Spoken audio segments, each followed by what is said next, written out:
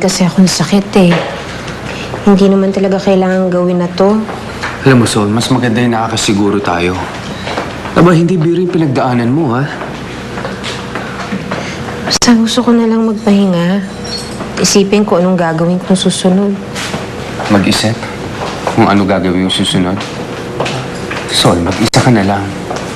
More than ever, kailangan mo ng kaagapay. At nandito ako para sa'yo. Anong ibig mong sabihin?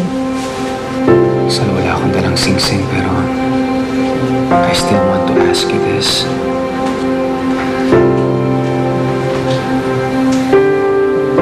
Will you marry me? I'll make you happy. Sol, hindi mo na kailangan mag-alala o mag-isip para sa kinabukasan mo. Dahil ako gagawa nun para sa'yo. You'll be my princess.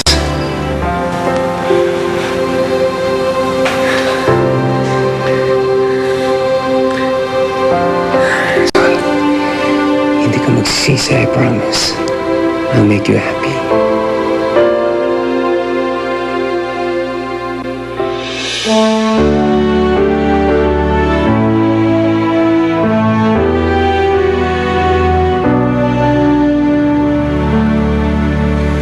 What's that smell? Amanda, ayokong amoy ng bagoong. Nahihilo ako. Alisin mo nga yan. Sorry po, ma'am. Kawawa ka naman. Ang bata mo pa, nabuntis ka niya. Correction, Danica. Hindi na ako bata. Graduate na ako ng college. Stop making excuses, Amanda. Nabuntis ka nang hindi ka kasal. Ano, ayaw niyo pumayag na magpakasal kami. At anong binubulong-bulong mo dyan? Excuse me. Tingnan mo yan. Maraming langaw. Dahil sa bagoong. Ay, Nakakainis si Kuya. I'm sure he's with that assistant of his na naman. bakit? Girlfriend na ba niya yung babaeng yon? I think so, tita. Pinalitan niya na. Danica, lalaki ang anak ko. Libangan lang niya yung babaeng yun. Sana nga, tita. Pero kinakabahan mo ako eh. Me too, Danica. I hate to say this, pero feeling ko in love na si Kuya with that girl. Si Kuya is not the type of guy na pupuntahan niya pa sa Subic para lang hanapin siya. Di ba, Mama? Huwag kang mag-alala, Danica. Dahil ikaw ang mamanugangin ko, wala nang iba. Entiendes?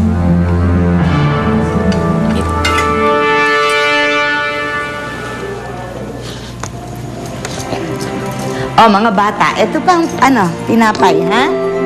Kain ng kain. Oh. Paano ba to? Ayan. Uy, Kiko! Ba't ka nakahubad? Mainit na naima eh.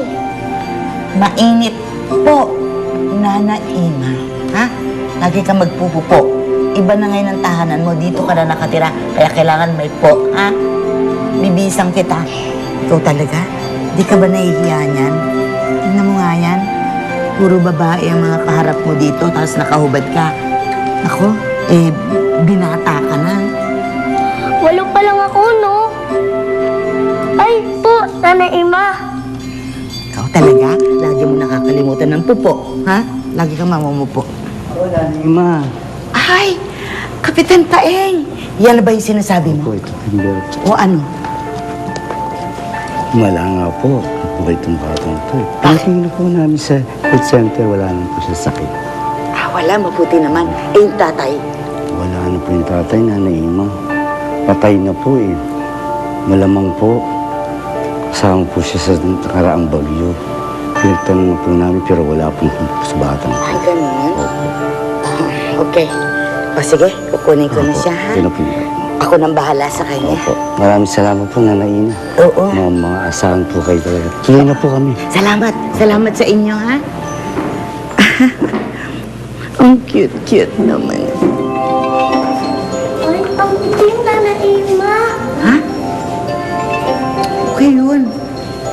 Mga bata, ito na ngayon ang bago ninyong kapatid, ha? Alam nyo, katulad nyo rin siya na ulila. At saka wala na siyang magulang. Namatay ang tatay niya nung nakaraang bagyo na nalunod.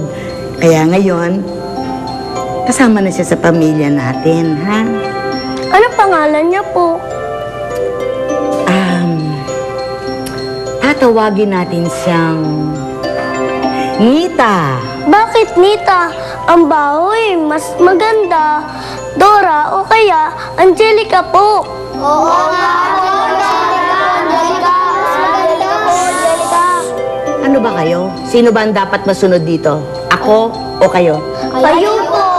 Ako naman pala kaya ako masusunod. Itatawag natin sa kanya Nita. Okay? Nita, welcome sa iyong bagong tahanan. Dahil ikaw ay may mabuting kalooban at masayahing bata, ikaw ay kasama na sa pamilya natin. Ano ha? At alam ko, maswerte ang batang ito dahil binigyan siya ng Panginoon ng pangalawang buhay. At siguro may plano ang Diyos sa'yo. Meron ka sigurong misyon sa mundong ito.